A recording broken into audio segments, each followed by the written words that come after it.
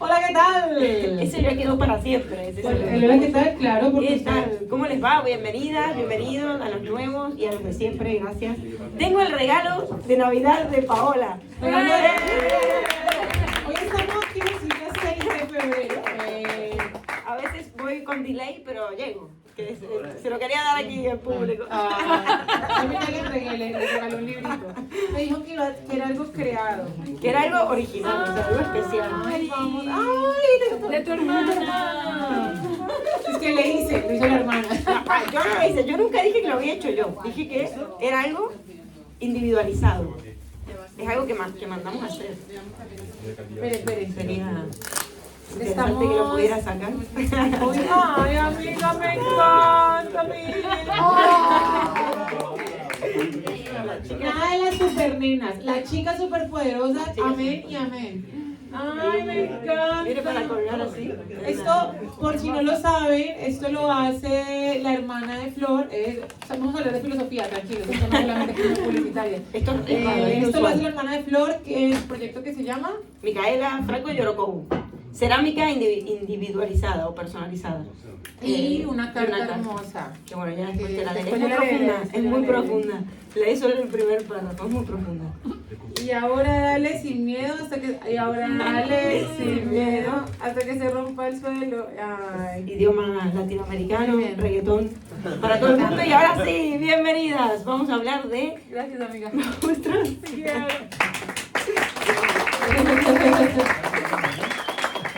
Feliz Navidad en febrero. Feliz Navidad y Reyes. Vamos a hablar de monstruos, demonios y fascinación por el terror, porque a alguien aquí seguramente, además de mí, le gusta el terror, o las películas de terror, de suspense, las novelas, Edgar Allan Poe, ¿no? Stephen King. No soy la única, Stephen King. El Exorcista. Todas. Nosferatu, que hace poco fueron a verla, de hecho un grupo de aquí bastante numeroso. Sí, fuimos bastantes de acá. Y si quieren empezamos por monstruos y por etimologías, ¿no? Yo creo que sí, etimologías que para mí, yo ya me adueñé de esa parte de la sección. Y me pareció genial la etimología de la palabra monstruo, y estoy que me hablo de los monstruos porque de hecho fue algo que salió de la sesión pasada. Estamos hablando del mal, y por aquí estaba Clau hablando de un personaje de un asesino, de Pericot, que de hecho ese va a ser parte, el nombre de la charla, pero era un poquitico... De pronto Instagram nos bajaba la publicación, ¿no? Y el caso Pericot, entonces lo podemos hablar, de hecho queremos hablarlo. Pero entonces aquí Clau dijo como es un monstruo, y entonces salió la pregunta de ¿qué es lo monstruoso? ¿Quién es monstruo? ¿Un humano es monstruo? ¿Qué se entiende por lo monstruoso? ¿Qué relación tiene con la normal, con el mal, con el poder? Pero salieron muchas cosas muy interesantes, y de hecho de esos comentarios salió la charla de hoy, así que muchas gracias. Entonces lo monstruoso, la palabra monstruo viene del verbo monstruo, que significa advertir o mostrar. Inicialmente hacía referencia a un presagio o algo que los dioses advertían a los humanos que iba a poder suceder respecto a un castigo, algo que les iba a suceder, que les iba a generar algún tipo de dolor. Esto luego se empezó a asociar con aquello que estaba de alguna manera disociado de lo normal, diferenciado de lo normal, o considerado sobre todo como lo otro, lo diferente, lo no normal. Porque de hecho, claro, allí vendríamos a puntualizar un poco la siguiente cuestión, ¿no? Es cierto que monstrum viene de mostrar, ¿no? Algo de demostrar ahí. Y como ha dicho Paola, está esta cuestión del prodigio, o de la cuestión de la aparición. Algo que aparece donde antes no había nada, ¿no? Algo que se revela, podríamos decir. Y de allí esto nos remite sí o sí a la etimología, o a la palabra, o al significante Lucifer. Porque ya desde ahí viene una cuestión que es el portar la luz, el portador de la luz. Es decir, Lucifer, que mucho antes de ser considerado Satán, que Satán en su etimología es el enemigo de Dios, o el adversario de Dios, que ahora veremos un poco eso también. Pero Lucifer, antes de ser asociado con el diablo o como una figura demoníaca, era como la forma poética de referirse al lucero, o al planeta Venus al amanecer, o sea, como esa luz que vemos. Curioso también que Venus, es decir, que Venus que se asocia con el amor, que también se asocia con el terror. Y como todos sabemos, el amor puede ser terrorífico. No, mentira. Y tanto. fue después, con el pasar del tiempo, que el cristianismo lo asoció con esta figura más bien demoníaca, porque representaba Lucifer al ángel caído. ¿Y quién era el ángel caído? Y acá hay un temón, creo que es el tema que va a atravesar toda la charla, lo digo ahora. El ángel caído era un ángel del cielo, como todos seguramente saben, que fue expulsado por rebelarse contra el Padre, es decir, por rebelarse, por desafiar a Dios.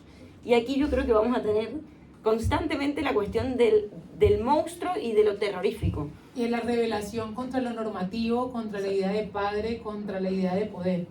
Y contra lo normal, digamos como aquí entra lo monstruoso, nace como la pugna entre lo natural y lo no natural, entre lo natural y lo animal, entre aquello que está entre lo anormal y lo anómalo, ¿no? Entendido lo anormal como fuera de la norma, fuera de lo que está establecido. La norma tiene un carácter como, digamos, legislativo, pero un legislativo que nosotros establecemos de manera social y que de alguna forma no está instaurado directamente por una ley, sino por nosotros mismos, que hacemos la ley del diario vivir.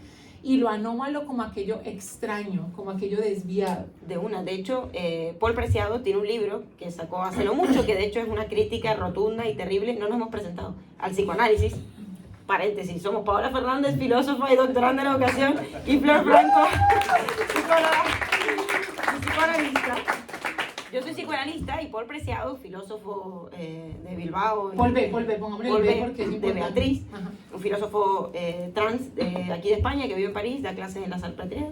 En París 7, perdón, en la Universidad de París 7. Bueno, escribe este libro que es una crítica muy importante al psicoanálisis, en la cual en muchos puntos tiene toda la razón y la secundo, como por ejemplo que el psicoanálisis es algo muy burgués y muy de la aristocracia y que no ha llegado todavía a la cultura. Coincido con ella en que diga que hay que sacar los divanes a las plazas y llevar el psicoanálisis a la cultura de a pie, que es más o menos lo que intentamos hacer aquí. Pero es cierto que también se mete con otras cuestiones del psicoanálisis en las que, bueno, no sé, algunos podrán estar de acuerdo y otros no. Pero Paul en ese libro habla de ella misma o de él mismo como a través de, pues juega con ese equívoco. Sí, me encanta. Por eso pone el Paul, se hizo una transición de Beatriz a Paul, pero lo deja como en el tránsito en ocasiones, entonces juega mucho, por eso es el Paul B, haciendo como esa alusión. Si le han leído, saben, digamos, de ese juego que hace ahí, es increíble. Es muy bueno. Y bueno, se define él mismo como monstruo. Yo soy el monstruo que os habla. Vengo aquí a hablaros como monstruo. Es decir, como alguien, como un otro. Como una otredad a lo que se considera lo normativo. Y por eso lo monstruoso, de alguna forma yo diría, más que anormal, es paranormal. Sí, y se asocia, ¿no? Lo paranormal, las pelis paranormales y tal. Es paranormativo. Es decir, es aquello que va justamente a oponerse a la norma. Y por eso es interesante que Satán, en la etimología, Satanás es el adversario de Dios. Es decir, es el otro de Dios, el reverso de Dios. Podríamos decir que Satán o Satanás o el diablo es la cara oscura de Dios. Y por tanto, quizás nosotros mismos, ¿no? Sí, total. ¿Hasta qué punto hay a mí me parece, yo quiero ir a dos filósofos principalmente, bueno, tres que quiero nombrar el día de hoy, tengo un montón, pero dije, no quiero que me pasen de todas las charlas, que tengo ahí una bibliografía gigante y no termino hablando de nada. No quiero centrarme en tres fundamentalmente, en Aristóteles, en Foucault y en Hannah Arendt.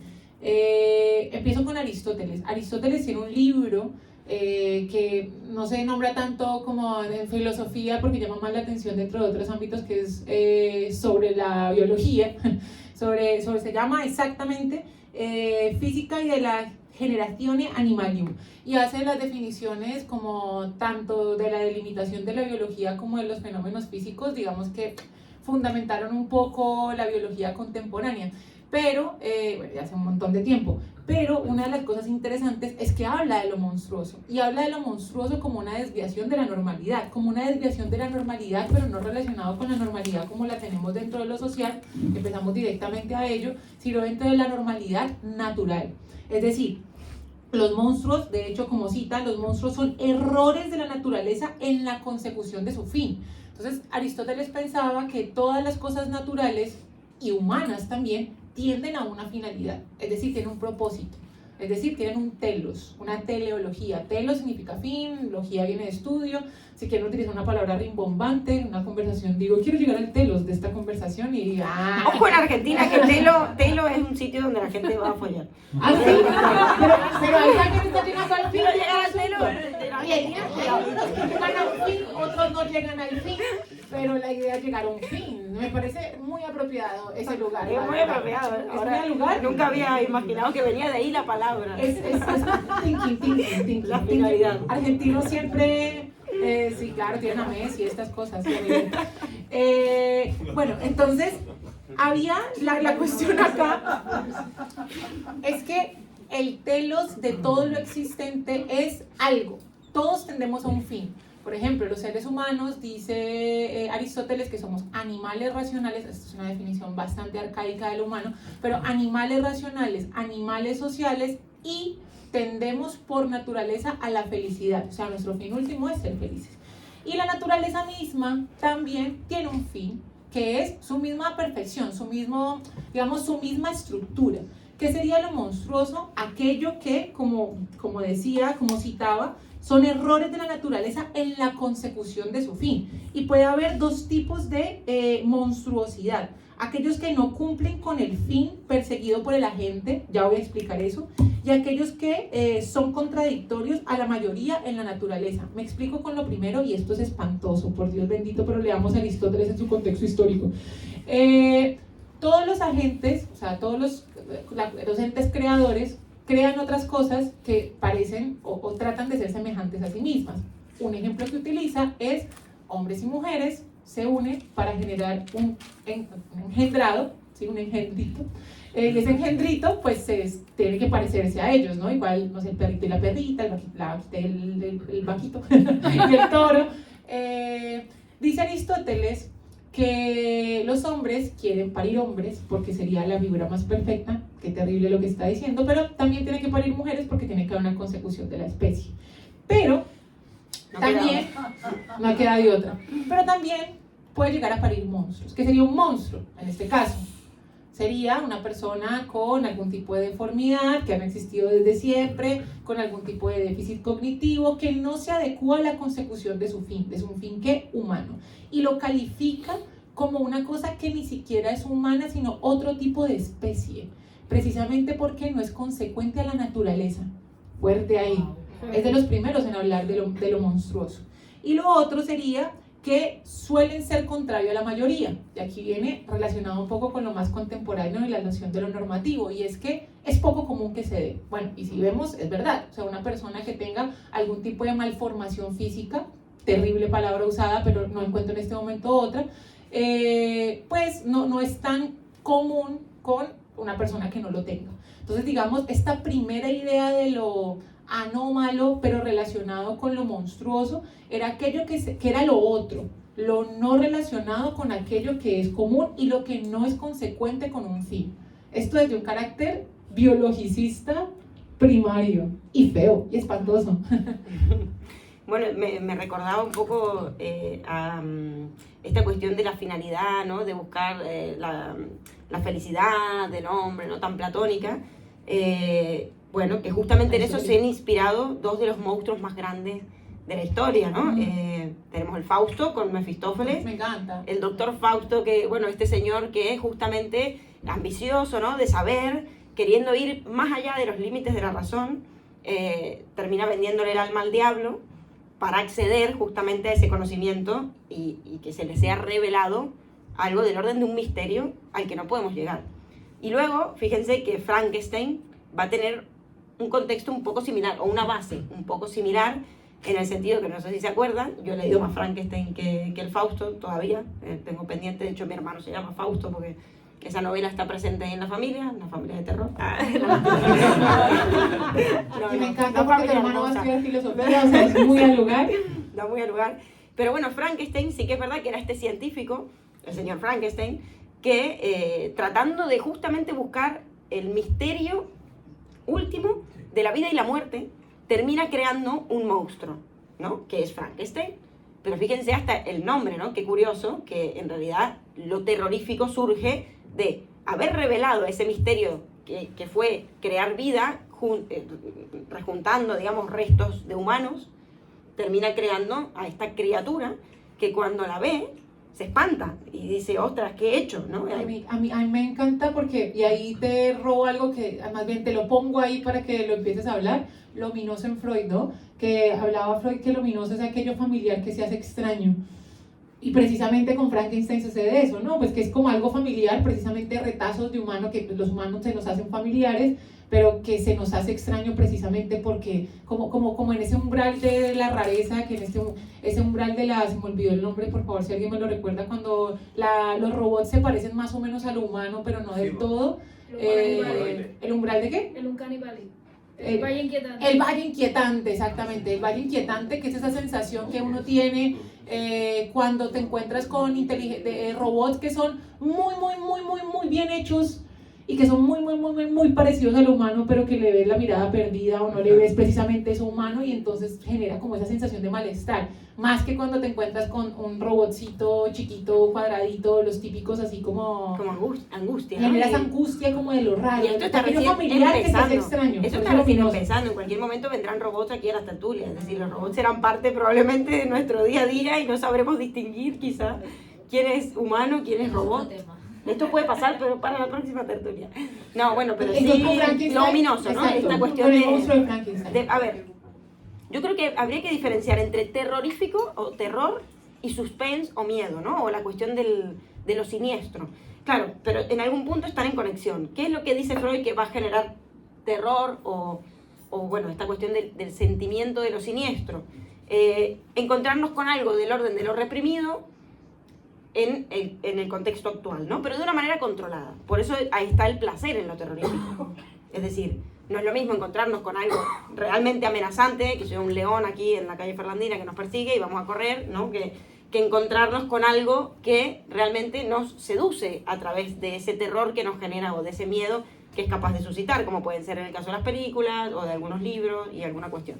Entonces Freud va a asociar lo siniestro o el tema del miedo con lo reprimido, es decir, con algo que en algún momento nos fue familiar, supónganse los conflictos familiares, los primeros encuentros con la sexualidad, donde todavía la norma o la ley no ha operado sobre el cuerpo, como dice Foucault, es decir, lo normativo todavía no ha operado. Entonces ese encuentro con esas primeras cuestiones, claro, después se va a reprimir. Ahora, que se reprima no quiere decir que deje de existir, ni que esté olvidado, está reprimido, que es diferente.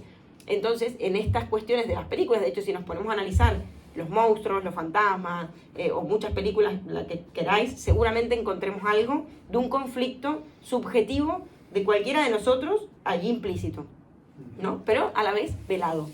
Y ahí venimos también y conectamos con el tema del fantasma, o sea, y que también comparte un poco etimología con monstruo, porque fantasma como que viene de Fantein, que es brillar o aparecer, ¿no? El fantasma es algo que aparece donde no debería aparecer nada, algo que de alguna forma se revela. Pero se revelan, en el caso de las películas o de los cuentos, de una forma bastante controlada, donde creemos que podemos mantener una especie de control porque eso está velado. Ahí creo que es cuando se diferencia del terror, realmente terror, que es cuando se revela algo que no estamos preparados para ver, ¿no? O que no quisiéramos ver. Eso ya como que sería más el encuentro con el terror que nos paraliza. O sea, ya que fascinación, perdón, ¿cómo se llama? Sí, fascinación tiene que ver en su etimología con parálisis, con quedar paralizado. Bueno, ahí dicho un montón de cosas súper interesantes. Ahí mencionaste a Foucault, mencionaste una cuestión de la parálisis frente a aquello que nos aterroriza y también la cuestión del terror controlado en relación al terror como incontrolable del terror real. Y hay tres cosas. A Foucault lo voy a dejar de último porque Foucault tiene para largo, escribió un texto maravilloso, bueno, ha escrito un montón de cosas sobre lo no normativo, pero un texto muy al lugar sobre lo monstruoso y habla explícitamente del monstruo. Es una conferencia que se llama Los Anormales, entonces que fue editada en 1975 y es genial.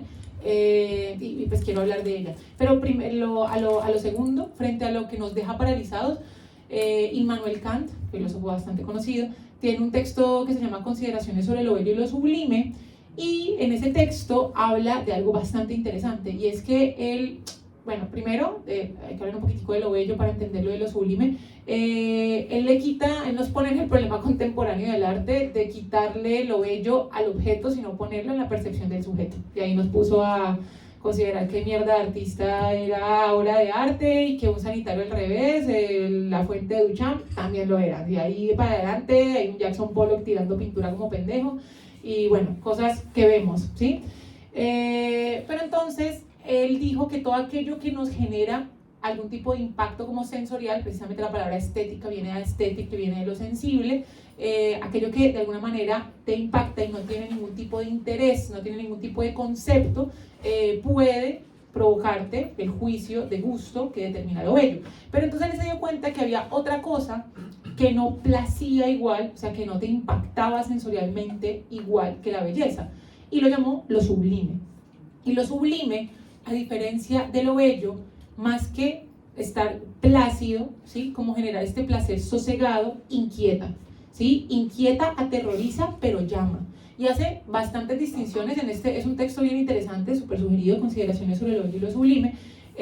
Hace bastantes ejemplos y sobre todo, por ejemplo, habla de lo sublime es pararse enfrente de un abismo a mirarlo justo en la punta antes de caer, y bello es contemplar un paisaje lleno de flores, por ejemplo. Digamos, ambas sensaciones impactan dentro de lo sensorial, pero una es plácida y la otra aterra aun cuando llama.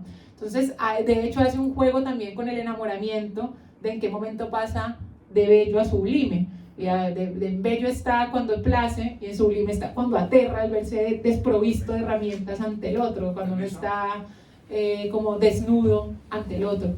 Y frente al terror, el terror tiene esa cuestión de lo sublime, y es que de alguna manera impacta en tanto pues, tú estás teniendo un choque sensorial, pero impacta e inquieta y hay cierto rechazo que de alguna manera te llama.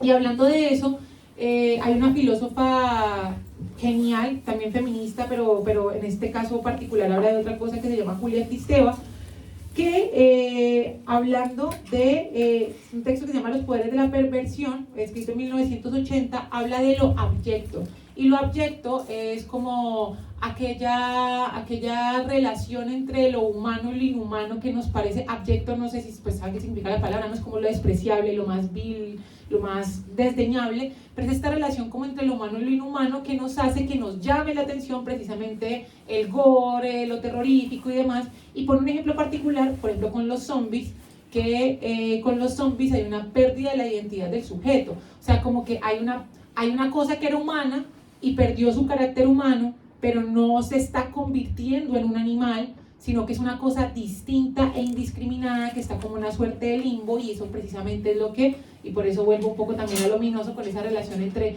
aquello que era natural, pero se nos hace, ya se nos empieza a resultar extraño, como aquello natural, o como aquello que nos resultaba familiar, más bien, la palabra natural tiene muchas otras connotaciones, como aquello que era familiar empieza a hacerse extraño. Claro, más que un zombie. Bueno, de hecho Lacan va, porque dijimos lo que es, digamos, el miedo o el terror, mejor dicho, quizás lo siniestro para Freud, que es esta cuestión de encontrarnos con algo del orden de lo reprimido en una situación controlada, porque si no nos generaría horror o un ataque de pánico.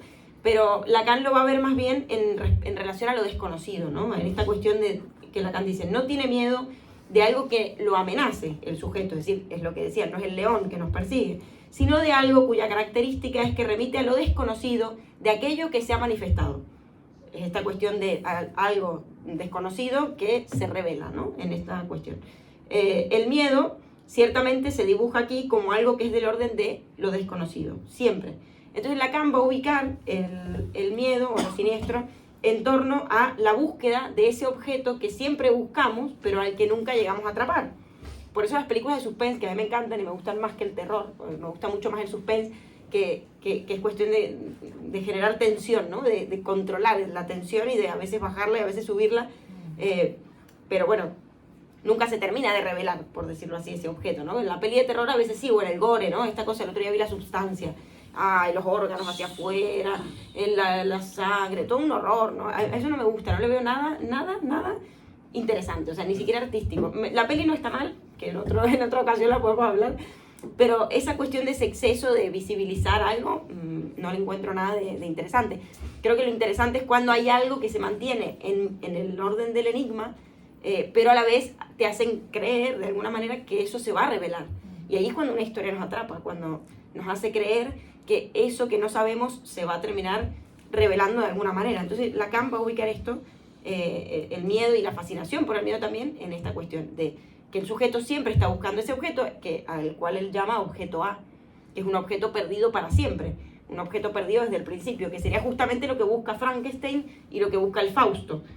Buscar, de alguna manera, encontrar ese objeto que les daría el cúlmine de la sabiduría, el apogeo del conocimiento, o sea, revelarlo todo, descubrir todo el enigma de la vida y de la muerte, ¿no? Como, ahora, eso, fíjense que hay una paradoja, porque por un lado, todos quisiéramos saber más y queremos saber más de ciertas cosas sobre las que tenemos dudas o nos generan misterio, pero a la vez, si llegáramos a la revelación de ese tipo, de cualquier tipo de misterio, nos generaría horror, no nos generaría el placer que imaginamos, porque en realidad lo que permite que nos sigamos moviendo en busca de saberes y de deseo de saber es que haya algo que no sepamos. Sí, la fantasía. Y ahí es donde, claro, y ahí es donde va a venir el fantasma. Como una fantasía, por eso comparte la etimología, fantasy, fantasy y fantasma, como una fantasía que vamos a colocar, esto es el fantasma desde el psicoanálisis lacaniano, todos tenemos un fantasma, si somos neuróticos, justamente que es una pantalla, un velo de malla, se puede decir, una ilusión, una fantasía que nos construimos en la vida para velar algo del orden de eso reprimido que nos angustia demasiado y que todos tenemos en algún punto algún trauma infantil, el Edipo, si se quiere, ¿no? Alguna circunstancia que nos sucedió y que ahora el fantasma vamos haciendo, ¿no? Nos vamos engañando de alguna manera, pero a la vez eso nos da vida y nos mantiene vivos. Y ahora, ese fantasma siempre es perverso.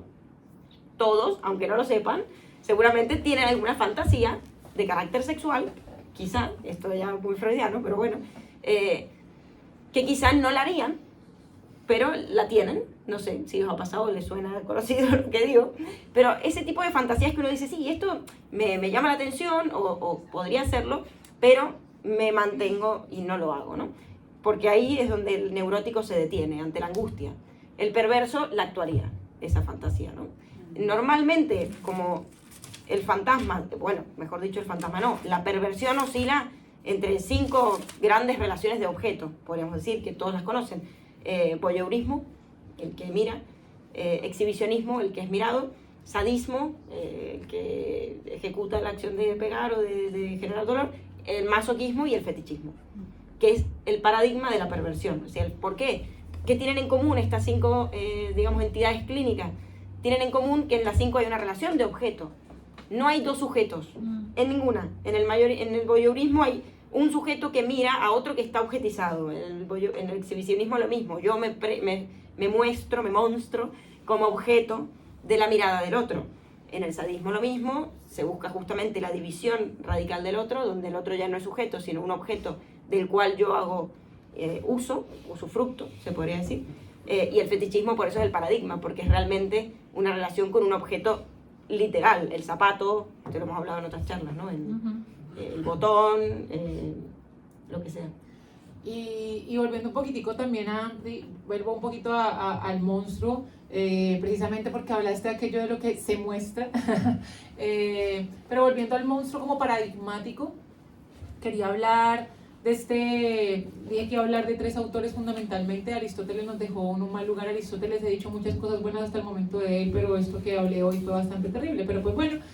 Pero de Foucault, que de hecho lo has nombrado también varias veces y es importante nombrarlo. Foucault fue un filósofo esencial porque no solamente vivió explícitamente todo lo que sucedía desde las instituciones porque era homosexual y al mismo tiempo porque sufrió de depresión y estuvo en una institución psiquiátrica, sino que, digamos, todo su interés entonces se volcó a las dinámicas de poder y cómo opera el poder, desde precisamente no la verticalidad que nosotros pensamos como gobiernos sujetos, sino desde la horizontalidad de nosotros autorregulándonos y considerando lo otro como aquello que se tiene que o rechazar, o encerrar, o en su defecto buscar la forma de integrar. Y por eso de hecho dice que los psiquiátricos nacieron no desde el orden de la medicina, sino desde la higiene pública. Es decir, desde la búsqueda no de que el otro mejore, sino que de alguna manera todo esté como más limpio moralmente. Bueno, entonces en este libro que les contaba que se llama Los Anormales, aparece, conferencia genial, dictada en 1975,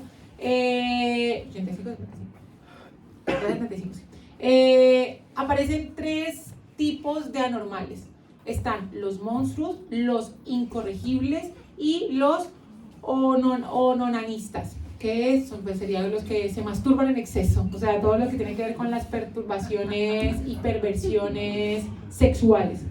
Frente a los monstruos se da cuenta que, como ya venía nombrando un poco Aristóteles, pero ahora sí nos vamos a meter con el carácter social, el monstruo tiene aquello que transgreda la ley no solamente desde lo jurídico, sino también desde lo biológico. Entonces él va a llamarle a eso como algo, pues, digamos, como esta transgresión jurídico-biológica que es imposible, prohibida, transgrede los límites naturales entre la relación entre el animal y el humano.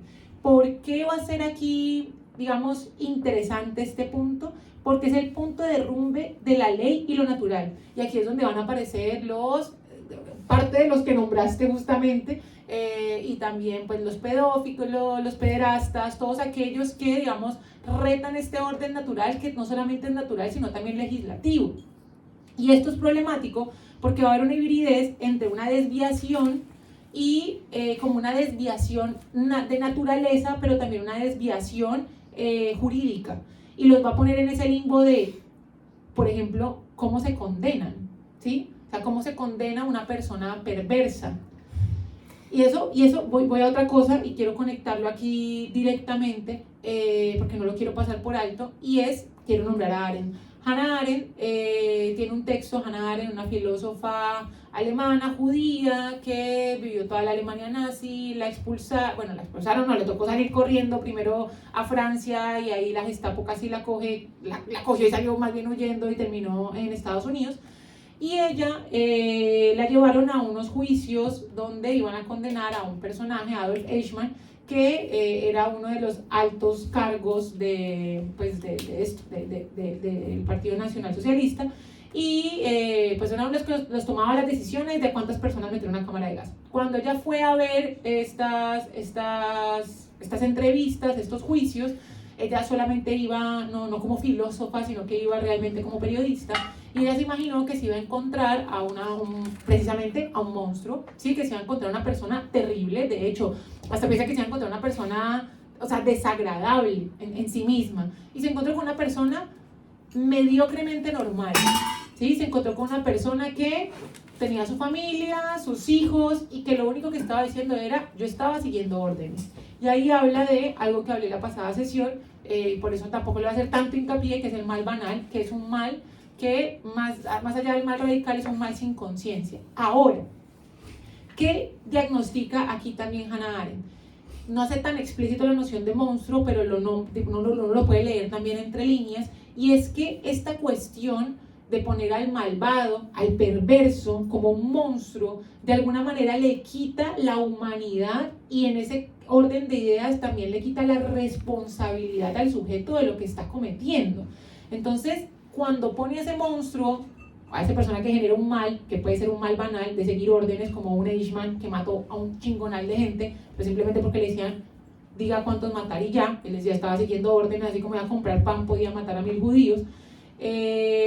Lo que de alguna forma ella visibiliza es que era una persona normativa, una persona normal, que estaba cometiendo esos actos, que no era un monstruo.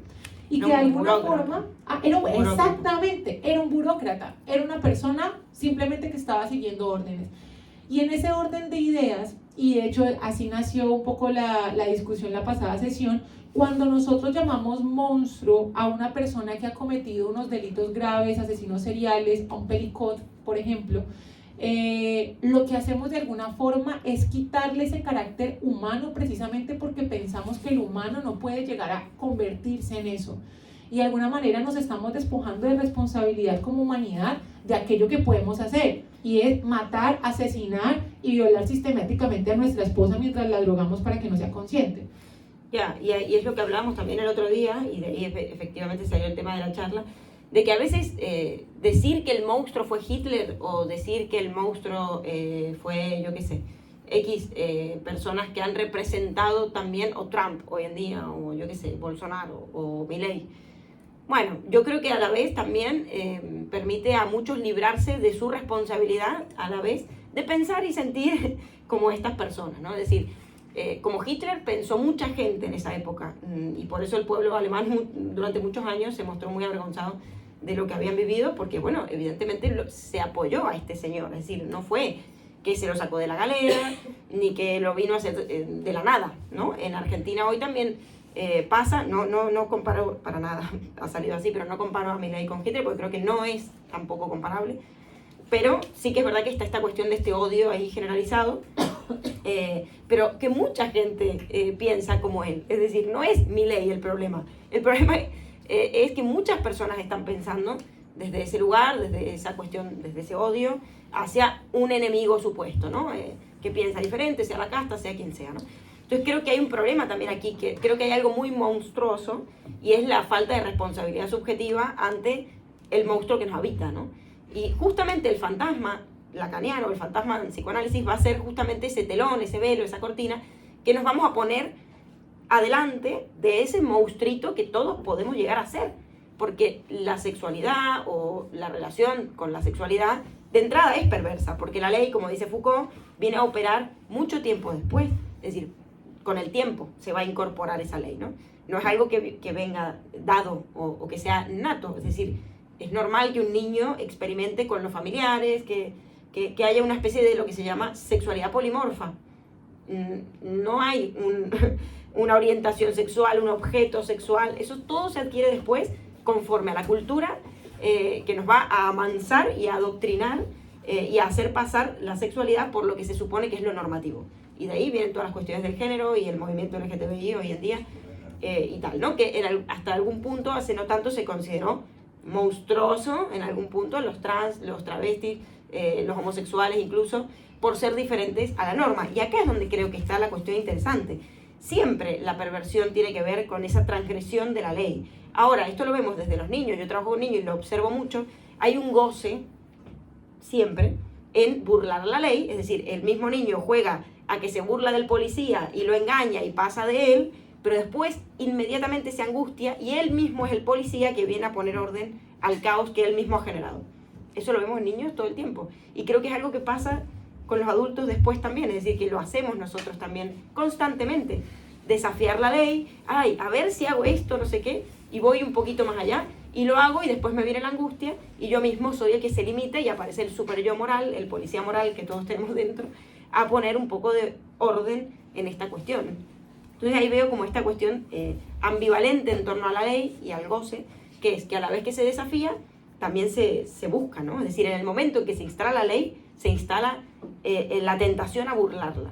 Y por eso el fantasma siempre es perverso, porque siempre va a estar allí para gozar de ir un poquito más allá de lo normativamente aceptable, se podría decir. Y esto es algo que todos internamente lo tenemos. Entonces el monstruo no está afuera. El monstruo también está dentro. También está dentro. La oscuridad, ¿no? El lado oscuro de Dios, Satán, bueno, también está en nosotros. Frankenstein, ¿a quién le tiene miedo? ¿Quién es el monstruo? ¿El creador o la criatura creada, ¿no? Nos podríamos preguntar. ¿Ante qué surge ese terror? Ante el fruto de su propia creación. Y yo pensaba y decía, bueno, es que es lo mismo que le debe haber pasado a Dios, entre comillas en el mito, cuando vio a su creación, nosotros, ¿no? Criaturas fallidas de Dios, de las cuales Dios se debe haber aterrorizado y haber dicho, ostras, ¿qué he hecho? ¿No? Como cuando Frankenstein dice, no voy a dar una novia a este monstruo porque se va a reproducir. Bueno, así tiene que haber estado Dios. Y le reprodujo, y aparte le dio a la manzana la posibilidad de la libertad con la manzana, con el fruto y el árbol del conocimiento. Y ahí, perdón, solo para asociar estas cuestiones, ese deseo de Frankenstein y de Fausto de ir un poquito más allá de lo aceptable o de los límites del conocimiento, es lo mismo que lo hablamos de lo sexual, de ese gustillo por ir un poco más allá de la ley, ¿no? Pero a nivel del conocimiento, del saber, también puede pasar. Adán y Eva en el Génesis hacen eso también. Prueban el fruto prohibido del árbol del conocimiento del bien y el mal, ¿no? Y en el momento en que aparece la prohibición es donde apareció la libertad.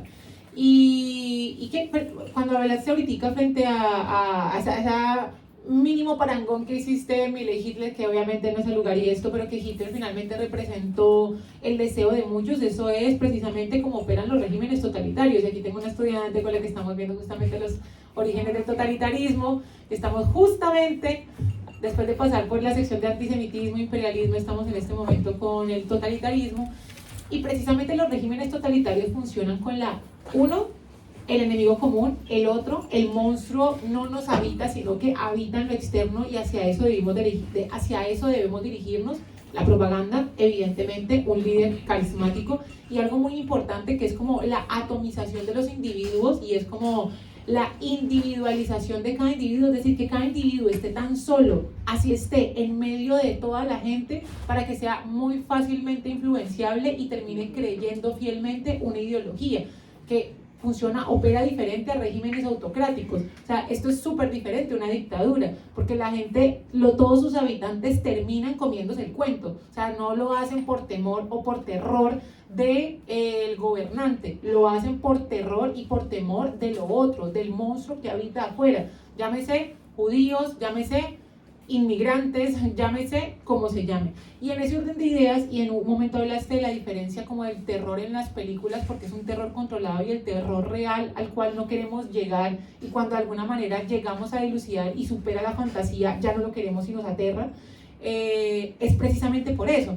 Porque, por ejemplo, en los orígenes, Hannah Arendt habla del régimen de terror, pero el terror, reitero, ya no es hacia el gobernante, sino todo aquello que me puede generar daño, y se genera como esta cosa de nosotros, este Estado-nación, nosotros mismos nos protegemos de cualquier cosa que venga a dañarnos. Pero asimismo, esto no apareció con los regímenes totalitarios más contemporáneos que vemos como Rusia, Corea del Norte, Estados Unidos, de Alemania en su momento, todas estas cosas que digamos como que son muy evidentes, sino que esta idea de terror aparece desde muchísimo tiempo antes, y es, por ejemplo, en la política aparece como una forma de dominación para que las personas finalmente terminen cediéndole sus derechos civiles a un sujeto que encarne, no sé, el cuidado. Eso lo hablaba Hobbes en el Leviatán, por ejemplo. La gente renuncia a su libertad particular y se la cede a un gobernante porque tiene miedo que el de al lado lo mate. Rousseau, en algún punto, que era como el hippie de la política en su contrato social, dice que hasta algún punto el terror es un mal necesario en tanto de alguna forma nos ayuda a organizarnos. Y es que nosotros todos de alguna forma tenemos un terror del otro, y por eso de alguna manera cumplimos las leyes y queremos que el otro la cumpla. El terror del otro de que, no sé, de que se meta una ocupa en mi casa, de que me roben en la calle, y le doy de alguna manera todo el poder a un otro que finalmente es el gobernante, finalmente son las leyes, finalmente es todo el orden del poder para que nos maneje. Que el terror hace existir al otro, o sea, directamente. Ese otro que no existe, llámese Dios, llámese otro con una mayúscula, según Lacan, el terror lo hace existir, le da consistencia. Es un otro que de repente se nos retorna como demoníaco, de monstruoso, gigantesco, ¿no? Como se representan los monstruos siempre grandotes y tal.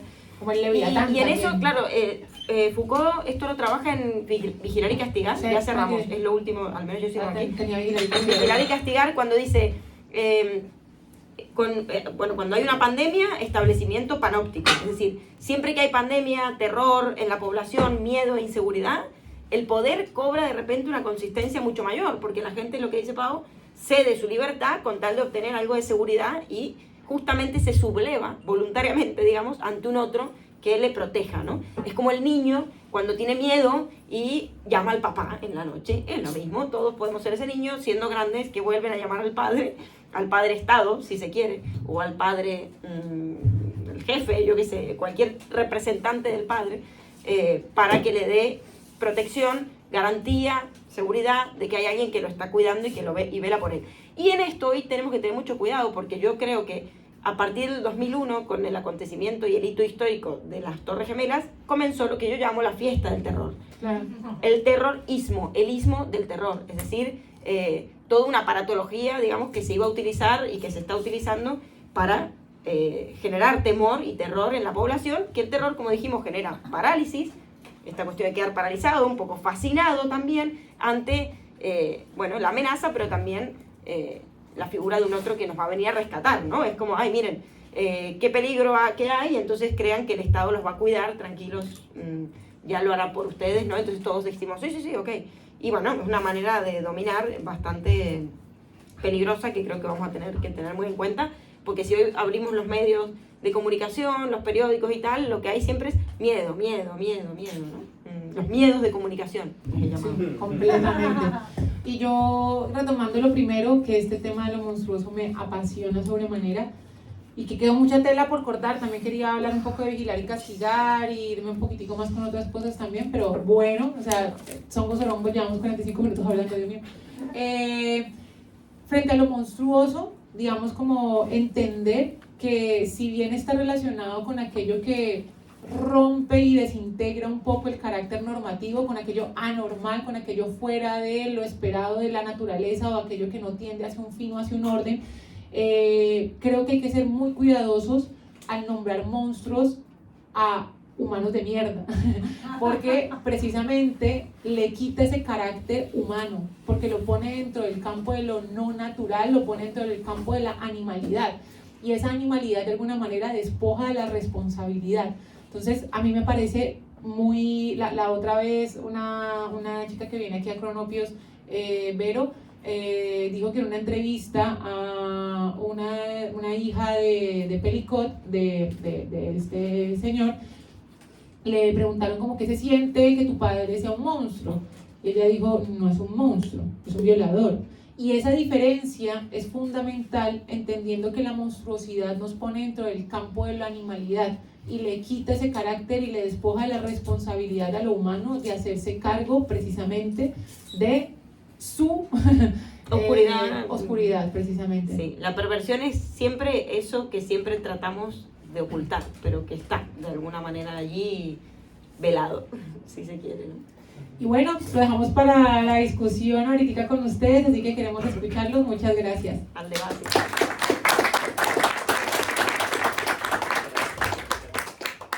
Bueno, les comentamos para los nuevos, ahorita va a haber un debate en el cual todos pueden participar de forma controlada, ¿no? Pero, a ver, respetando la palabra del otro, tratando de alzar la mano, seguir como cierto orden y respeto.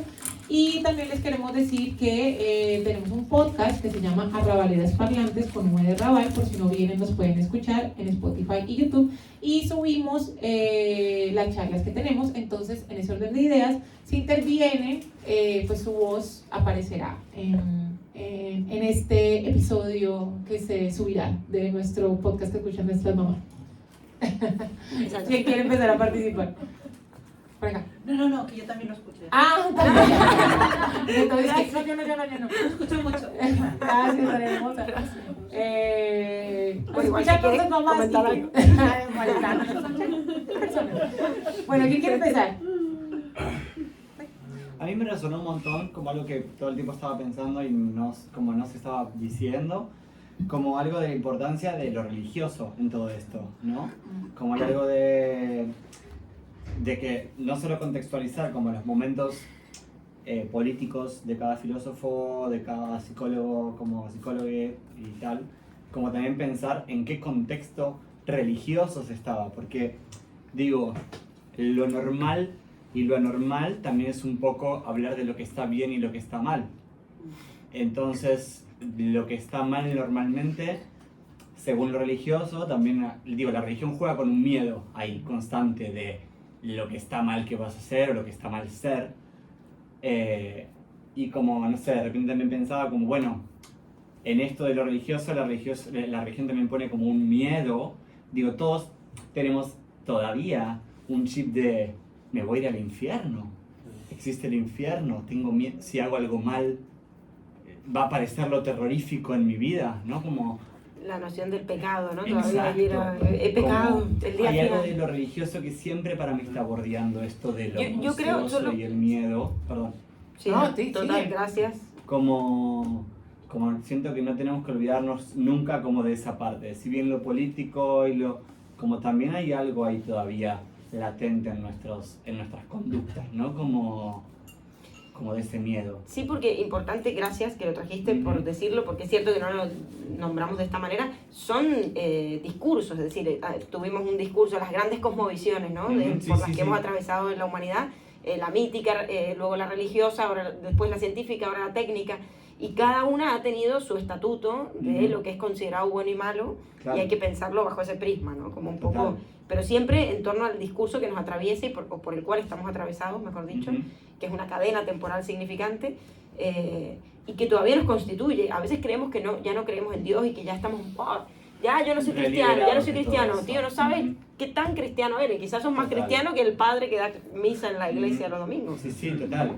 Porque seguramente todavía inconscientemente hagas algo por no pecar, o por no realmente merecer el cielo. Como hay algo todavía para mí de eso de tener miedo a estar haciendo algo que está mal y tener miedo a ese resultado o a ese karma que voy a tener, a ese castigo que voy a tener. Es que ese Dios ya no, si bien ya no está explícito dentro de, sí, está dentro del orden discursivo precisamente, que también obedece dinámicas de poder, pero digamos ya no está explícito dentro de nuestro diario. Funciona, Kant por ejemplo decía que funcionaba como idea regulativa.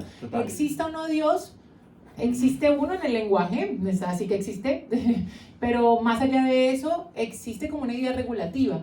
De alguna forma modela nuestra conducta y hace que obremos de un determinado modo, por supuesto. Entonces, claro, y lo monstruoso también estaba relacionado con, digamos, estas instituciones que buscaban hacer, digamos, normalizar conductas que consideraban inadecuadas. Entonces, la institución religiosa es una, pero también los psiquiátricos, pero también, bueno, aquí en lo normal le da bastante duro también el psicoanálisis, pero también, pero por otras cosas, eso lo hablamos después, lo hablamos tras bambalinas, pero también, por ejemplo, los centros educativos, que también buscan una normalización y que hacen monstruo aquello diferente, y que buscan una estandarización de las formas de conducta. O sea, todas las instituciones de alguna manera hacen al otro monstruo y buscan una norma, que literalmente es una regla que se pone en la mitad y corta las cabezas de arriba y corta los cuerpos de abajo y simplemente pone un medio. Entonces sí, completamente. Qué bien que hayas traído la religión al lugar, porque aquí está súper al lugar.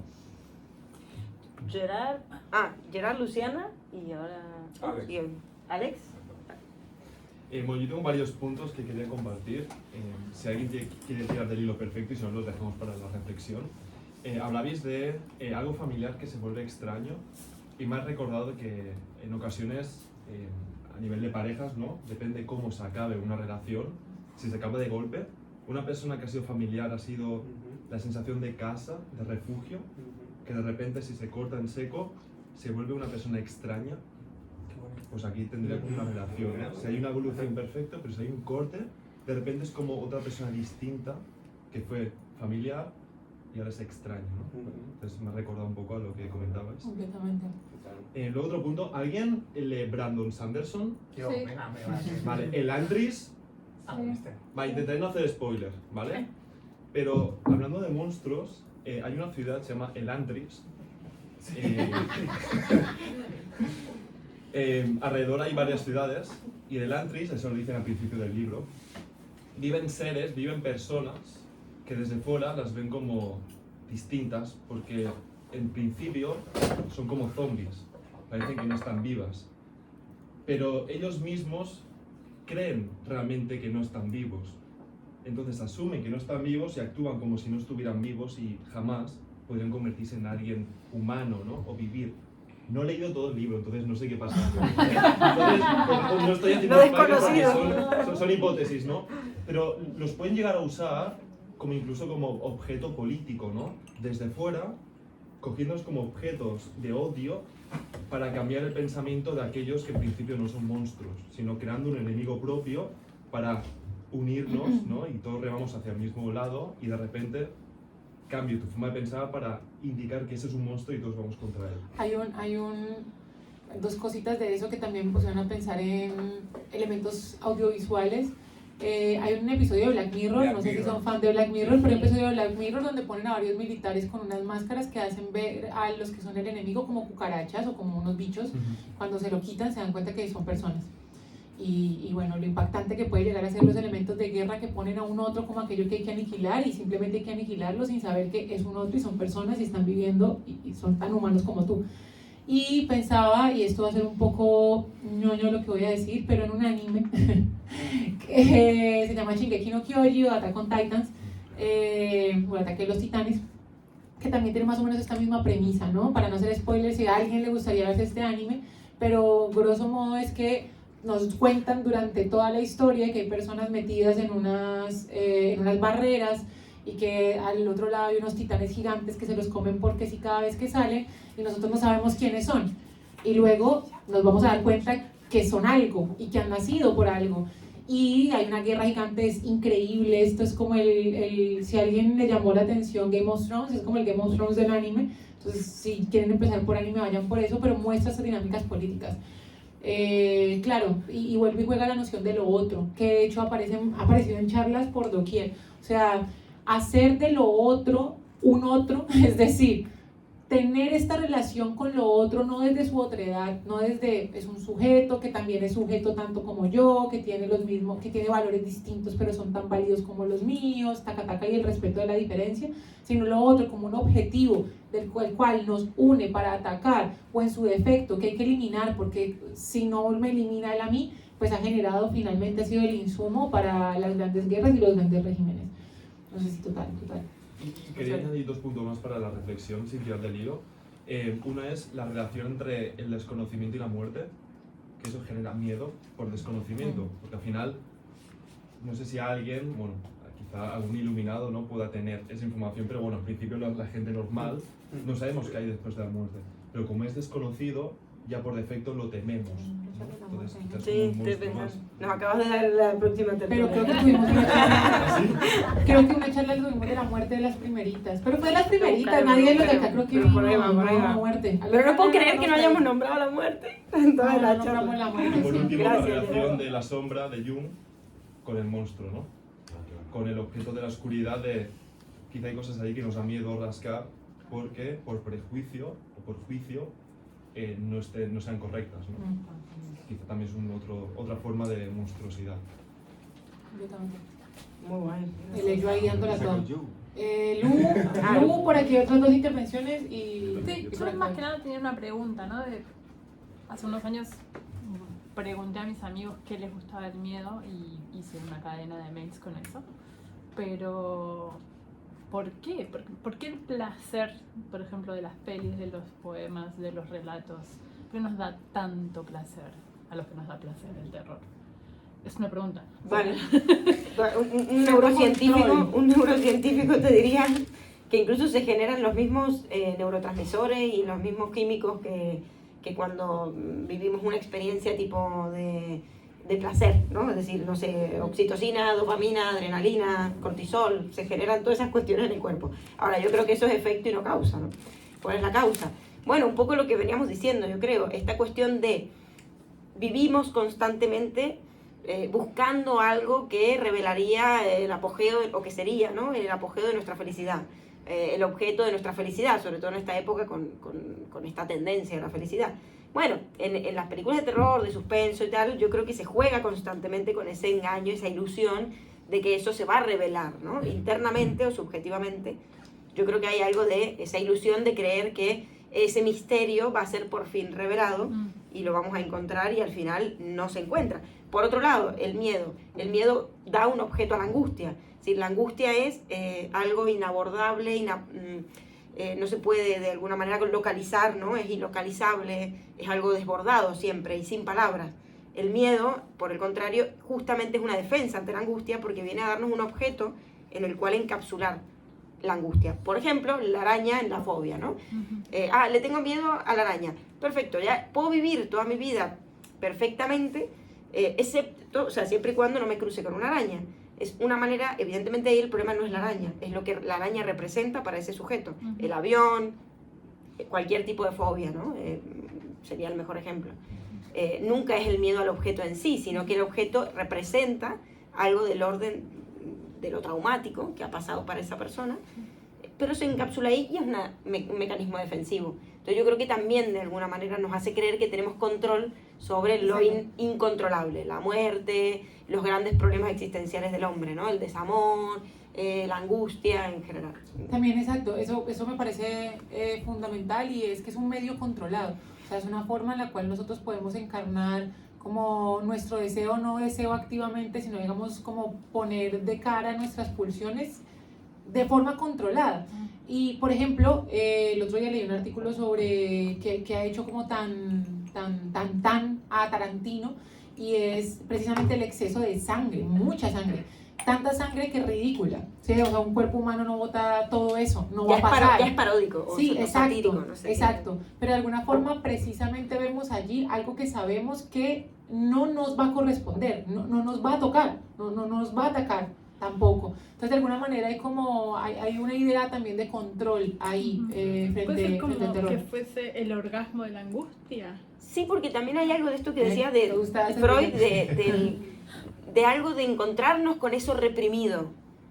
Entonces eso genera un alivio y además una tentación, ¿no? También de poder encontrar realmente algo de nuestra propia oscuridad ahí reflejada en lo terrorífico, ¿no? Que el monstruo vaya y mate, no sé qué, esto que decía Paola de satisfacer la pulsión. Y que se Pero acaba de de una una manera manera- se acaba la peli, se acaba el libro, se cierra el poema, dejamos de ver la obra de arte, o sea, se cierra allí, está agotado allí, y tú vas y estás en otro momento de vida y puedes agotarlo en otro lugar después, es decir, se cierra en el momento en que se acaba lo que estás consumiendo de terror o miedo, suspenso.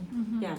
Porque ahí tiene que ver lo de Jung, por lo de la sombra, ¿no? La sombra, todos tenemos esa sombra, la sombra está allí.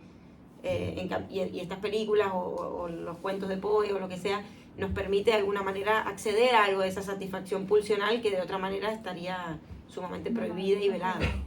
Vale, y puede ser que ahí con lo que decías antes al principio de los neurocientíficos, que está muy correlacionado, o sea, tengo muchos amigos que miran pelis de terror y después tienen sexo, porque es como mucho más placentero Sí, un subidón, es un subidón, Hay un una chute. cuestión de morbo ahí al final. Sí, una droguilla un poco, tiene algo ahí de activar algo. Y el hecho de que hoy vivamos en este ismo del terror también es como vivir en una especie de subidón constante, ¿no? Vivimos medio drogados todos, así como, uff, ¿y ahora qué pasa? A ver, abrir las noticias, a ver cuál es la nueva, mira, el fulano invade, tal. Siempre estamos en una especie de subidón que es como, casi como estar drogado. Porque al final nos afecta. Ahora entra todo ese juego contigo con un arma y estamos todos cagados y no vamos a disfrutar ni un poquito de ese miedo. No, pero esa adrenalina, claro, se sube, o sea, te va a durar un montón de tiempo, ¿no? Como, Ahora te vas. Por acá Sí, había también una pero hay algo intervención. como Sí. de ver, me parece, no sé, como o sea, el terror lo que hace también es transgredir los límites que uno no se anima a pasar o que uno solo lo tiene acá adentro, entonces siento que hay algo de morbo y de placer quizás en ver cómo se transgrede ese límite, ¿no? Total. Como Exacto. lo que no puedo hacer o lo que no puedo decir porque está mal, justamente, como está representado ahí, entonces te genera toda esta cuestión química de placer. claro, como una liberación. De, Claro, hay una se puede libido satisfacer. puesta ahí Claro, como eso es lo que- reprimido, justamente es eso. Lo reprimido lo que busca es esa satisfacción. Pasa que como la cultura no nos permite satisfacer esa pulsión, nos quedamos allí Exacto. bloqueados. Entonces el terror, como bien has dicho, exacto, permite liberar esa tensión allí Exacto. constante, Mm. producto de la norma, y bueno, de una manera sublimada. Vamos con aquí Alex. dos intervenciones. Y ahí seguimos con Víctor. Bueno, hay muchas reflexiones de los que se pueden sacar mil apuntes, ¿no? Pero a mí me gustaría quedarme con dos conceptos, porque de alguna manera hablabais de la banalidad del mal y también hablabais del diablo, y a mí me gustaría precisamente, en un intento de banalizar tanto el mal como el diablo, me gustaría reducirlos, porque al fin y al cabo cuando reduces algo, lo que estás haciendo es empequeñecerlo, que sería una manera de banalizarlo. Para empezar, para mí, el miedo no es una causa primaria, sino la consecuencia de algo que sí que es primario, que es el desconocimiento. Aquí creo que el compañero hacía algún apunte sobre el desconocimiento. Yo creo que el desconocimiento es como cuando te ves ante el umbral de una puerta donde hay oscuridad y por falta de luz no cruzas el umbral, pues por desconocimiento. Entonces, el miedo surge precisamente de ese desconocimiento, una de las causas del miedo, ¿no? Y aquí me gustaría hacer me gustaría enlazarlo con lo que es el significado de diablo, que no vendría a ser otra cosa que lo contrario a lo que es el símbolo. Me gustaría utilizar un poco la raíz etimológica tanto de símbolo como de diablo, pero ya podéis ver que tiene una misma raíz. Pero volviendo a lo desconocido, al fin y al cabo, a la sombra por falta de luz, lo que sucede es que cuando no vemos más allá nos quedamos paralizados, y eso nos da miedo, pero es por desconocimiento. Añade un poco de luz, desaparece un poco de sombra y desaparece un poco el miedo, porque empiezas a conocer. Y aquí es donde surge el concepto de diablo, porque diablo, a diferencia de lo que es el símbolo, empezaré por el símbolo tiene un significado etimológico que es el prefijo, y invita a pensar con el sin, igual que simpatía, igual que simbiosis, igual que sintaxis, es lo que une. Todos sabemos que el símbolo universal es el anillo, lo que une. Lo que une en un matrimonio es redondo, que es la forma universal de la unión. ¿Y qué es el diablo? El diablo no es nada monstruoso, sino que simplemente es lo que divide. O sea, ¿qué es lo diabólico y dónde está lo monstruoso? Que no existe ningún monstruo más que en nuestro imaginario colectivo. Es decir, algo que le ponemos un nombre simbólico para tratar de identificar algo que nos surge por una sombra surgida por un desconocimiento. Lo diabólico es, en lugar de lo que une, lo que divide. Así que el diablo no tiene nada de malo, lo que tiene es de división. Tú cuando divides, lo que estás creando es una otredad. Donde hay una otredad, hay un desconocimiento. Y donde hay un desconocimiento, lamentablemente surge el miedo. Y surge el miedo y el enemigo, justamente. Claro, o sea, pero el enemigo está en la rivalidad. El enemigo está precisamente en el desconocimiento de la otredad como otro. El enemigo está en la rivalidad. Y volviendo a las etimologías, rivalidad etimológicamente significa el que está en el otro lado de la ribera. Está el río con el agua que te separa, que es la división, y están las dos orillas donde se confrontan dos personas, dos pueblos, dos vecinos, y cada uno se mira con desconfianza. ¿Y por qué desconfían uno del otro? Por desconocimiento. Es decir, queriendo un poco reducir al miedo, banalizando al miedo, diría, añadamos un poco de conocimiento, añadamos un poco de luz, y tal vez pueden surgir alguna manera, alguna herramienta para disipar el miedo, porque ya lo dice ese dicho que es muy gracioso y es una forma también de banalizar al miedo. Quien teme sufrir, el sufrimiento es voluntario, el dolor es algo que todo el mundo lo puede sentir. El sufrimiento es voluntario. Lo puedes sentir o no, sufrir. Quien teme sufrir, sufre de temor. Es decir, si sufres de temor, estás sufriendo algo que ni siquiera existe. El temor dejaría de existir si dejásemos de sufrir. Y eso está en nosotros. Por lo tanto, el miedo o la falta de miedo también está en nosotros. Otra cosa es que el miedo alimente este morbo colectivo, pues para tener algo de lo que hablar, ¿no? Para tener algo de lo que buscar un chivo expiatorio, bueno, es fácil hablar de lo negativo. Y es fácil también hablar desde el pesimismo, porque yo no tengo constancia, pero lo escuché y me pareció muy interesante. Se ve que hay zonas activadas del cerebro que les resulta más fácil tirar de lo negativo que de lo positivo. Es decir, consumes más glucosa siendo negativo que siendo positivo. Por lo tanto, el que sobrevive es el pesimista. El que sobrevive es el que es negativo. Hierba mala nunca muere, dice el dicho. No tengo constancia, pero me pareció muy interesante y que eso quizás revele por qué tenemos tendencia a pensar negativamente. Bueno, gracias de verdad por la intervención, me ha parecido súper bien elaborada y construida, gracias. Se me ocurren dos cosas que añadiré así brevísimamente para seguir pasando palabra porque hay 3 personas. Por un lado, la otredad, que sí, que evidentemente es representada por un otro, pero la otredad que nosotros somos para nosotros mismos también. Es decir, también podemos ser un enemigo para nosotros mismos o tener una parte nuestra desconocida, a eso el psicoanálisis le llama el inconsciente, etc.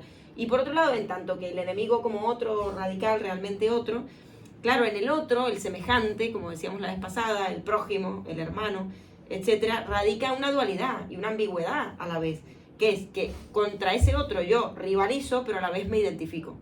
Sí, eso lo hablamos. Y en la vez eso se pasada. constituye la identidad misma, que también podría seguir por ahí la próxima Sí, eso la vez pasada y también la antepasada, que también hablamos, la pasada que hablamos de los discursos de odio, surgió bastante esta noción de la otra edad. Víctor, por aquí Víctor. habías alzado la mano. ¿Voy yo ahora? Sí. Ah, vale. Que pensaba que iba alguien por ahí primero. Bueno, lo primero de decir que creo que, o sea, lo último que ha dicho está más o menos, estoy en desacuerdo con una cosa, que es lo último que ha dicho, que es el hecho de que hay ciertas partes del cerebro que captan más energía de los pensamientos negativos y demás. Eso es imposible porque el cerebro no es selectivo con eso. Yo creo que la cosa es que tú has nacido acomodándote a esa depresión y por tanto tu cerebro, el cerebro se acomoda a ciertos paradigmas. Por ejemplo, si tú ves TikTok todos los días, pues tu cerebro te va a estar mandando señales para que vuelvas otra vez al teléfono, ¿no? Pues en esto sería el mismo caso. No es que tu cerebro, porque sea diferente, escoja exactamente la depresión, ¿no? Es que tú desde pequeño te has visto más cómodo con eso y lo has desarrollado tanto que ahora en tu vida pues es como ese modus operandi que tú usas, ¿no? Y el cerebro pues lo tiene como un lugar común, creo yo. No creo que el cerebro sea capaz de escoger, bueno, mira, me deseo estar triste. También quería, antes de que sigan lo siguiente, que me imagino que cuando hablaron de Jung ibas a hablar de Jung y lo sé, pero... Ahora voy, pero... había sí, levantado pero- la mano antes de pero escucharlo. sí, quería, no quería tampoco tirar mucho ese hilo porque sé que esto nos llevaría a otra discusión mucho más grande y no nos daría el tiempo, lo podemos tener para otro momento, ya hemos tenido un debate de esto, pero podemos volverlo a hacer, que tiene que ver con la psicopatología. Y de alguna manera poner la responsabilidad únicamente en el sujeto como si fuera solamente una decisión de sí y no de un montón de dinámicas y digamos insumos multifactoriales que no solamente van desde ese lugar, es bastante complejo. Yo no creo que sea una cuestión como una mera elección de... No, o sea, sino, ojo, yo cuando he sí, dicho eso- no, lo decía más en respuesta, digamos, como vale. a la última parte del comentario de Alex, que hay que tener mucho cuidado, digamos, de la mano con lo que estabas diciendo, con esta idea de que de alguna forma es mucho más fácil estar deprimido que estar... fácil o difícil, digamos, es multifactorial las cuestiones de las psicopatologías, entonces hay que tener bastante cuidado con eso y hay mucha tela por cortar desde ahí. Totalmente, no, es que de hecho, bueno, hostia, cuidado, cuidado con este.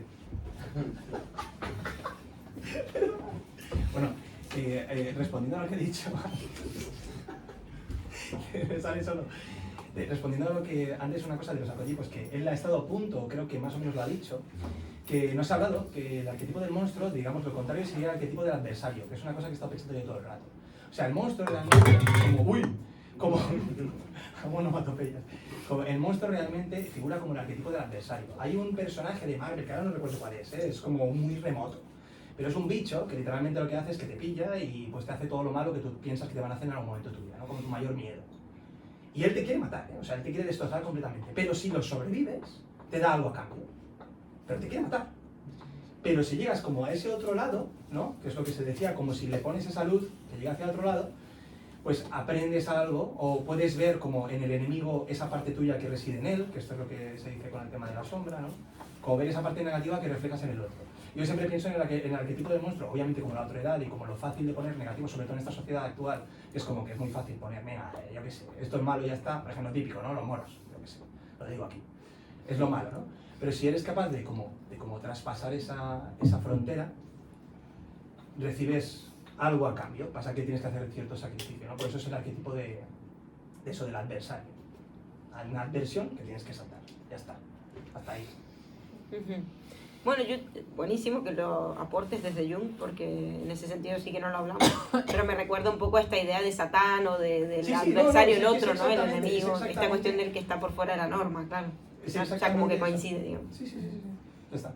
Creo que aquí... Pero no olvidemos que el otro no siempre es el otro, que también hay rechazo a la otra edad, del otro, el diferente, el inmigrante, el extranjero, no sé qué, la puede ser mujer, cualquier cosa. sino el otro de uno mismo, es decir, el otro que nos habita, el otro que somos para nosotros mismos en más de una ocasión, donde somos lo más extraño que conocemos, ¿no? Y ahí está lo siniestro también.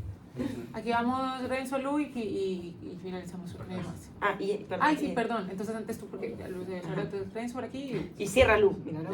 Sí. ¿Sí? Adelante. adelante, Renzo. Tranquilo. Lo que pasa es que el término monstruo llega a nosotros con una interpretación totalmente diferente de cómo lo definía Virgilio. O sea, Virgilio definía monstruo, o los romanos en general, o en la literatura. Monstruo no era definido como algo terrible, pero como algo diferente. Es más, lo definía como un mensaje de los dioses, o como algo totalmente diferente de lo normal, pero no algo malo en sí mismo, pero como algo diferente.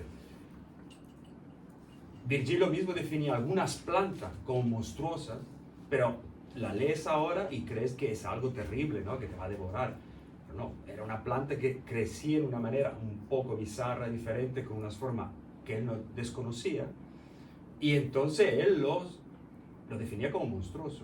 Nosotros le hemos dado una terminología ahí por el 1700 de monstruoso, pero realmente los romanos, por ejemplo, para definir Nerone, que era el arquetipo, ¿no? de malote, ¿no? De película, que era entre perverso, estaba salido psicópata y hacía todo lo terrible que se podía imaginar, nos decían que era un monstruo. Él definía su comportamiento como mollezza, que derivaba del griego de nuestra amiga de Nápoles, y era definido como algo blandengue, como algo que eres una persona que no sabe comportarse, como una persona que no sabe gestionar su vida de manera decente. Entonces eras un mollezza, pero nunca definieron a él un monstruo. Eso que nosotros ahora damos de monstruo a las personas es una fantasía un poco que va con los tiempos, ¿no? Como ahora utilizamos todo lo que pueda ser potente para insultar a alguien, a nivel político o cualquier cosa.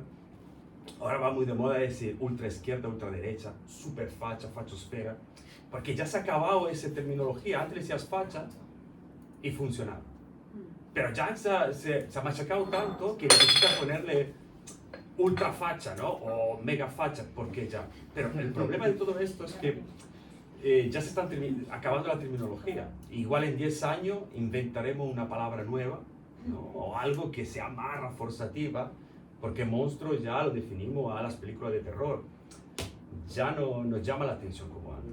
Ahí, mira que ya que lo nombraste, quería nombrar cuando empezamos, sino que siempre se escapan cosas por nombrar, que uno de los primeros textos en donde aparece el término monstruo es en la Historia Natural de Plinio el Viejo, que es la primera enciclopedia en latín romana, que se publicó de hecho siglo I después de Cristo, donde se hablaba de astronomía, matemáticas y un montón de cosas más, donde el monstruo nada más era lo otro, ¿sí? Nada más lo diferente.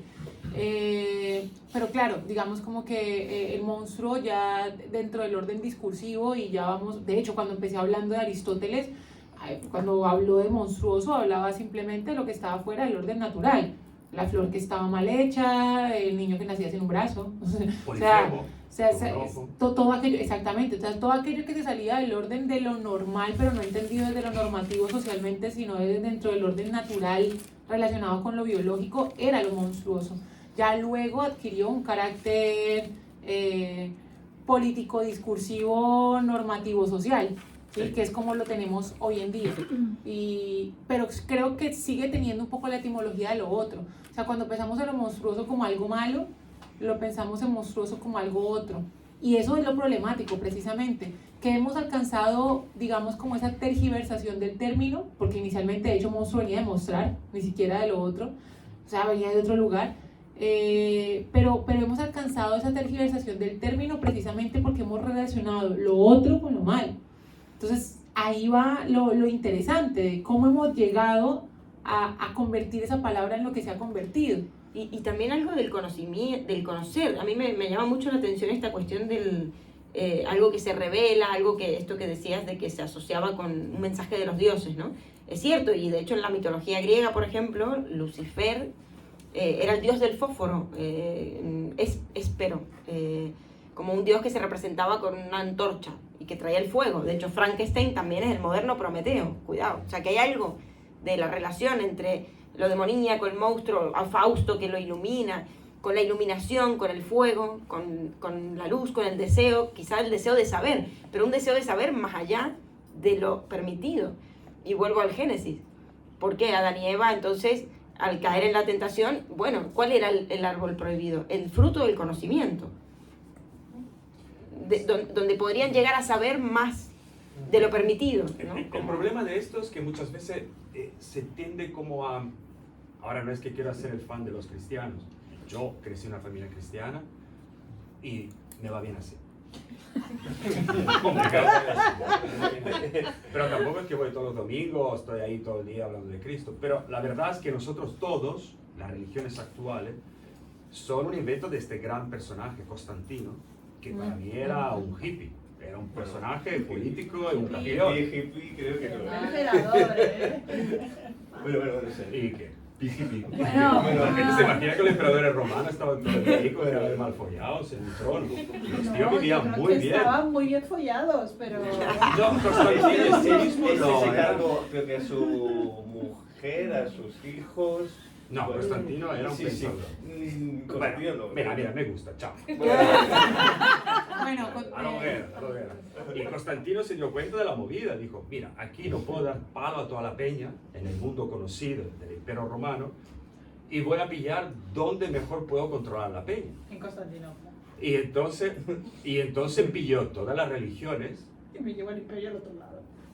No, el tío se dio cuenta que los gaelos no le podía dar de palo todos los días, como a los egipcios tampoco les podía amargar la vida todos los días, como el rollito de Palestina tampoco podía continuar hasta como estaba, y así. Entonces el tío se dio cuenta que las leyes no eran suficientes y que la religión era el plan perfecto. Entonces cogió de todo y cada uno, lo mejorcito que tenían, a pacto de borrar periodos históricos de cada uno, y creó una religión a seguir. Lo que nosotros decimos que demonizamos el cristianismo es verdad sumerio, egipcio, gaelo, iberos y así todas las religiones del mundo es conocido. Así cuando uno demoniza el cristianismo, que después se fue un poco filtrando, estamos demonizando el mundo conocido de la época. Muchas cosas que nosotros seguimos ahora, no matar, no robar, es que lo enseñan todo. Pero ahí ya entraríamos en otro terreno. Pero en otro terreno. De esa discusión, últimas las últimas dos de aquí, porque estamos en lo... O sea, yo sé que Y el salen un after, montón de ¿no? cosas, pero en lo monstruoso y nos vamos a otros lugares. ¿Verdad? Bueno, a mí me está doliendo traer aquí colación a una neorrancia, a María Rojas Estapé, pero es que si viniera aquí un asesino con una escopeta y no nos matara, sobreviviéramos al escopetazo, nos subiría un subidón de cortisol y esto nos duraría hasta 8 horas y luego nos entraría el bajón. Pero las primeras 6 horas estaríamos a tope. O sea, Sí. sí, yo tengo el caso de una amiga que estaba en el 11M en Madrid, explotó el tren, ella estaba en un vagón de atrás, ella salió, vio los muertos, se fue a trabajar, dijo estaba ahí, llegó a la oficina y dijeron ¿qué haces aquí? Loca. Ella nos llamó en plan estoy viva, las amigas en plan ¿pero tú dónde coño estabas? Todas las amigas en plan Entonces ella, el terror, lo sublime, algo, vio los cadáveres, todos allí, llegó a su casa, estaba y habló con su marido, le dijo me ha pasado esto, Carlos estaba como ¿qué me estás contando? Vamos a hacer algo. Y a las 10 de la noche se puso a llorar, pero todas las 8 horas ella estaba a tope, superviviente. Y eso es lo que nos pasaría aquí. Y eso es como el terror, lo sublime, pero estás ahí. Pero claro, luego, ahora la pasado factura. Nosotras, las amigas, no nos damos cuenta, pero ella se fue a viajar sola por África, una mujer sola, con todo el peligro, pero no ha pasado nada, no, todo bien, Y de repente había aviso de tsunami donde ella estaba, y todas las amigas, aviso de tsunami. Y ella dijo, a mí me han puesto una bomba en un tren en Madrid. O sea, parece que no, que el terror no está, pero el terror te impregna. Sí, todo. O sea, parece que tú lo pasas así. Diagnóstico, bien. Cristóbal. Gracias. Ya se lo diré luego. Pero es cierto, y de repente, 8 años después te dice, a mí me pusieron una bomba en el tren. Y te acuerdas de que tu amiga estaba ahí. Porque hasta entonces no te acuerdas, porque estoy hablando de un proceso a largo plazo. Y hablando del sesgo negativo, Kahneman dice que el cerebro no ha cambiado desde que hemos salido de la cueva. Entonces estamos preparados más para lo negativo que para lo positivo. porque si no estabas preparado para lo negativo, el tigre te comía, porque sonaba. Y tú no decías, oh, lo sublime, lo bello, qué chulo, cómo se mueven los árboles, será monstruoso. ¿Qué dijo Virgilio? Corre, que te va a ir el tren y te va a comer. Sobre eso. Claro, entonces... Y hay como 5 emociones negativas, Claro. y solo una o 2 positivas, alegría y si quieres amor. Claro. El miedo es positivo para sobrevivir. ¿Eh? El Sí, miedo sí, es pero positivo. no son bonitas, tan agradables como el asco, el miedo... Hay gente la- que se pone con el miedo, ¿no? Lo han dicho antes. Hay gente que se pone con miedo. Hay gente rara. Pero corre. Bueno, última palabra y nos vamos al after. Esto ya parece Por más aquí, por after. aquí había echado la mano ella, pero no sé si tiene que ver con monstruosidad y esto. Pero Lu, y entonces atrás acá, Lu y acá. No, yo iba a decir, con respecto a lo que había dicho él antes, esto de los rivales, ¿no? Que tenemos miedo a lo desconocido, puede ser que también nos conocemos. Entonces, como nos conocemos y nos conocemos nuestras perversiones, nuestros odios, nuestras maldades, las proyectemos también en la otra persona de la ribera. Bueno, Puede ser. Tal cual. Sí. Bueno, quería decir que a mí Constantino me parece el gran apropiador porque aparece el cristianismo y es como un movimiento revolucionario y él lo toma a su favor. Y en respuesta a la pregunta de dónde viene, por lo menos históricamente, haciendo una arqueología de la religión, de dónde viene ese otro que se convierte en el malo. Y por lo que se diría que empieza en el Antiguo Testamento, que no sabemos cuándo empiezas, entre 3000 o 5000 antes de Cristo, en el que se toman las religiones ancestrales, que no se consideran religiones, claro, las de la diosa, las de la tierra, y en el Antiguo Testamento ya se dice, primero elimina todo eso. Y casualmente esas religiones, o llámalas como quieras, cultos de la diosa femeninos, tienen el símbolo de la luna, que coincide con el diablo, que también tiene unos cuernos. Entonces, ahí Jung también, ¿no? La apropiación del símbolo que hace el cristianismo para mostrar lo que es el diablo siempre como un otro, que es el pasado antiguo. y la mujer. Ahí es. La mujer. Con esto vamos al debate. Gracias.